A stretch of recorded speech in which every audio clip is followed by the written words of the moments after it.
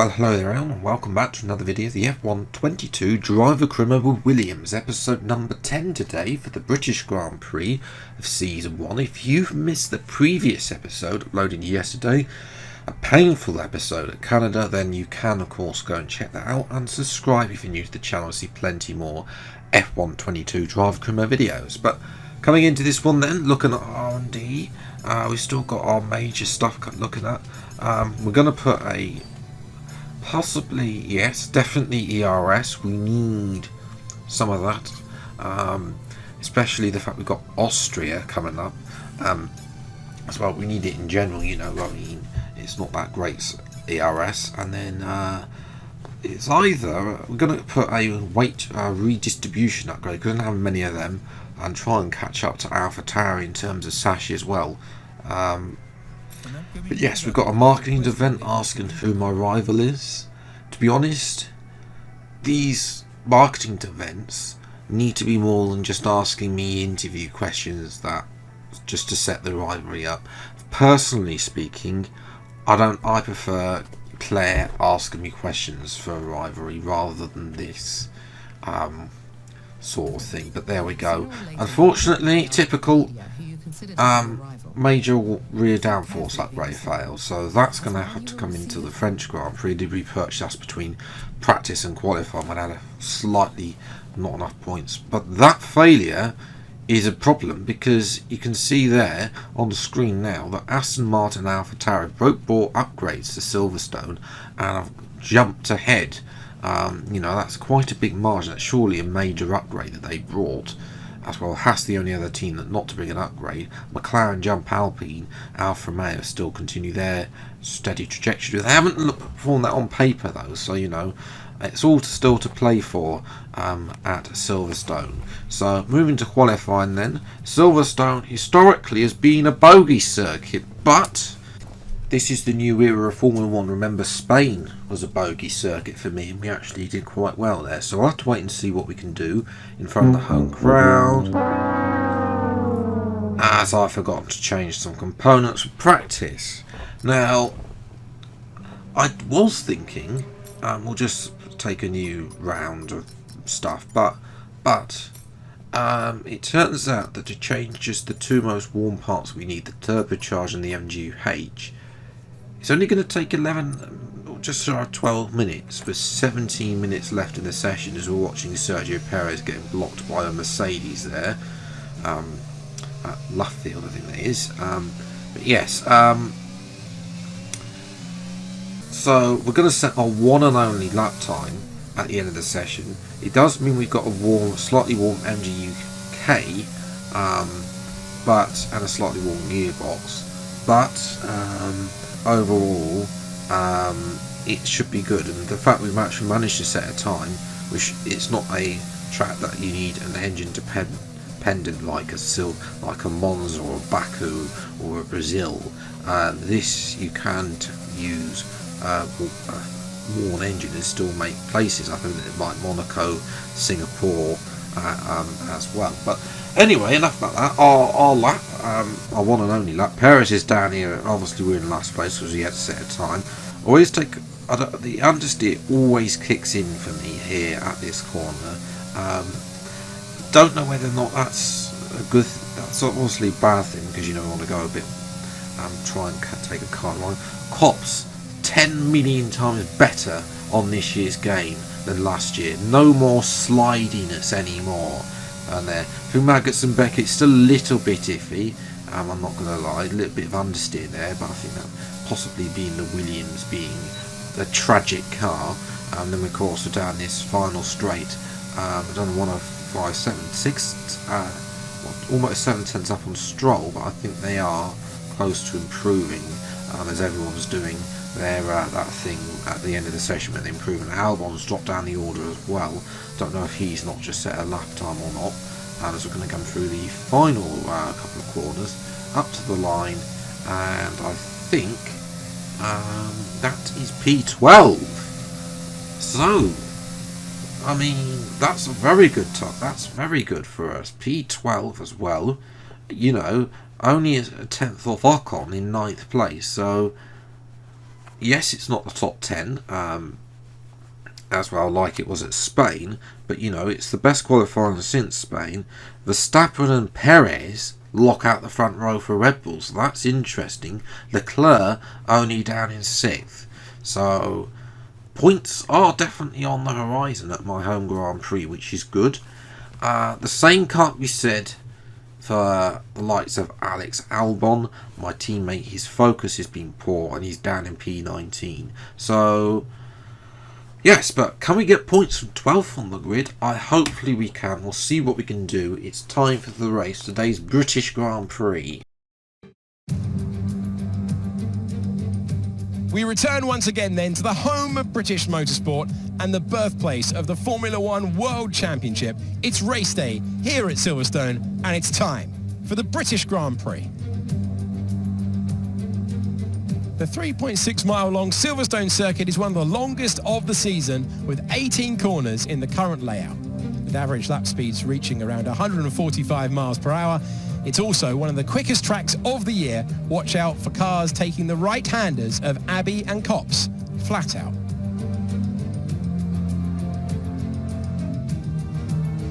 Let's run you through the driver grid order for today's exciting race. World champion Max Verstappen starts from pole position.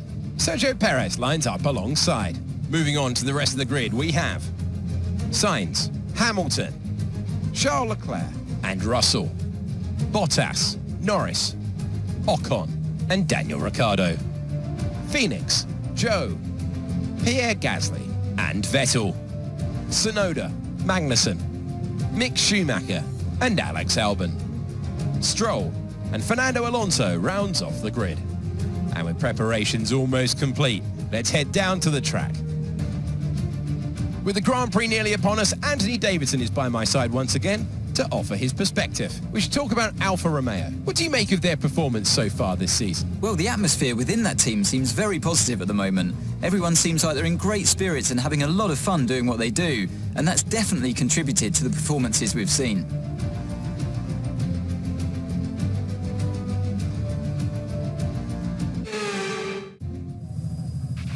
I know this is your home Grand Prix, but treat it like any other race. Let's not make any unnecessary risks. It would have been nice, because you know we got a new engineer for this year's game, if they'd have changed the lines, you know, freshened it up a bit, because we've had the same lines for multiple years now. You know, this was their chance to have some new lines, and they clearly have decided not just to give Mark the same lines as Jeff. But anyway, we're in 11th place because Alonso's very kindly given us a free position with an engine penalty. Race strategy is going to be a one-stop from soft to mediums. Medium to soft is the slower strategy. Only but you know, needs to be significant. I feel it needs to be significantly quicker in order to actually be quicker. But anyway, 5 minute lights, the British Grand Prix, and away we go. And it's a great start. Gonna ace Ricciardo off the line as well. He's gonna come back, of course, but there we go. Norris has been squeezed out by Bottas. We're gonna have a look down the inside of Bottas, but oh, it's 3 wide there between myself because Norris came back at me. As well, but eventually we got past him, and now we're watching Norris and Bottas battle. Bottas tried all the way around the Luffield, doesn't go well for him, as we're watching an overtake from Lewis Hamilton on Carlos Sainz. So Hamilton's up to P3. The two Ferrari, clearly a bogey circuit for them this weekend, because Red Bull are way out in front. The two Ferraris are really struggling. As we come back to our POV, we've got Norris all over the back of us in the much faster McLaren than our potting shed of a Williams car as well. We're going to try and, as I say, we're trying to keep up with Ocon, who's up in 7th place there. Norris has got the inside. Natural oversteer at that corner means that we're able to that. As we're watching now, that's Leclerc past Sainz as well. So Sainz has lost 2 positions, once to Hamilton and now to his teammate. Will he lose out to Russell? Probably will. Maybe Ocon, we'll have to wait and see about that. But you know, I'm not losing. Ocon is being dragged by their DRS. Oh, is that Russell? It is going slowly. So here's a replay going through Maggots and Beckett's, and there's no contact. He's just a puncher on the left front. Was that the curb that caused that on the exit curb? Because he got the exit curb of Maggots and Beckett's and got the puncher. So yes, Russell's down the order. We're going to get up to P7 now, the highest position I've been in, as Norris had a go at me there again. We've taken a little bit out of Ocon, so we're not too bad around here. But you know, he gains a bit on the straights, obviously. But then, you know, once we get up to 8th gear, you know, those ERS upgrades are starting to provide a little bit more, so we're not just getting down to the little percentages of ERS. As well as we're watching Bottas, who's having a go at Norris. He's, you know, woken up in this race. Bottas tries down the inside at Cobbs. It's not going to work out though, as Norris has the better line. There was slight contact between them as well as we're coming in then, as well, along with Bottas as well. You know, these softs are starting to go off. I will point out, you're going to see something else that's wrong with this game shortly as well. But first of all, the turn in. I found that it's 0.4. If you press it 0.4, you just get optimal every time. 2.5 second stop though, so I can't do anything. But you notice there, briefly, the tyres are igloos. Now, I have igloo tyres, but nobody else has igloo tyres coming out of the pits. So, although they're trying to make it realistic for the player, once again for the AI, just like with the carcass temperatures, they're not affected. So that's if this issue gets worse, then you know it's stopping me from racing. Basically, it's borderline stopping me from racing. We're not even catching Albon. He's 18 seconds up the road as well. Eventually, Bottas is trying to. We're defending like mad to keep Bottas behind me. But you know, I genuinely feel like I've got pace around here for the first time in a long time around the first time ever really in any career mode, apart from on F1 2021, the last time we were here in the Ferrari. But you know, the first time it's not just been the car. I have generally paced myself around here, and it's slightly been ruined by the cold tyres. Because we've been jumped by Norris and Ricciardo. I slightly also think that they've overcut me, you know, because of my poor pace in the Williams. You know, the Williams, they've got the ability to go faster clearly in free air, so they've been able to jump me. But we're going to jump to lap 9. Now, you can see here, they're all squabbling. Ocon's overtaken Norris. We've got Bottas behind me. As well, but you can see they're all squabbling, and I can tell you why they're all squabbling. Norris has come out on hard tyres. Now, hard tyres, although the AI don't have the they don't have the temperature issues. I mean, imagine if they had temperature issues in hard tyres, they'd be falling by a stone. But they do have grip issues, and just look at, you know, they're unable to do absolutely anything, and not Ricciardo's going to waltz past Norris, but Norris is going to come back at Ricciardo. Bam, we're going to make it 3 wide. We might as well. We're going to dive down the inside of them, both of the McLarens, and get Ricciardo. And then Norris is still on the inside here, but we're going to have him on the exit here. I haven't got too much ERS to play with, so we need to. Although I was praising it earlier, it's now in the second half of the race is starting to drain quite quickly as well. Got DRS. We're going a little bit wide to give him some room at the end of the DRS straight, and we're up to back up to P7. Could we get? No, Ocon. To be fair to me, I thought he would be flying away. As look at Ricciardo. What an exit! That's the medium versus hard tyre right there. He just flew past his teammate. So I don't know if there's any team orders, but then you look at Bottas and Norris are now fighting into that final corner, and Bottas is going to do the exact same moves Ricciardo did. So it's clearly the hard tyres. I mean, McLaren are idiotic for putting him in on that in the first place. Meanwhile, up at the front, it's two 2 Red Bulls still from then a Ferrari Leclerc, who's got jumped Hamilton, although he is on hard tyres, so he's just staying put really. As we're watching Norris, he's going to have a go back at Bottas. There is Sebastian Vettel. Now, Aston Martin have not scored any points whatsoever in this career mode so far. As Bottas is now past Norris, it's only a matter of time before Norris is overtaken by Vettel at this rate, because he is going backwards on those horrible hard tyres. Vettel drives on the inside, doesn't get it. He's going to look around the outside as well. And is Norris going to squeeze Vettel off? Yes, he is slightly there, but I'm expecting it's only a matter of time. You can see on the mini-map actually Norris is being overtaken, is outside the points, which is good news for our battle with McLaren. Ricardo though is going to have a go at us on the final lap here, into the final corner, the penultimate corner rather. And we're not going to allow that. Instead we're going to retain P7. Ocon, to be fair, has not waltzed away for me, so I'm absolutely happy with that, and I'm absolutely happy that we've managed to get our best result of the season at my home Grand Prix in a potting shed of a car. You know, this car is the worst. It's clearly the worst on the grid, and yet we've managed to pull off 7th place.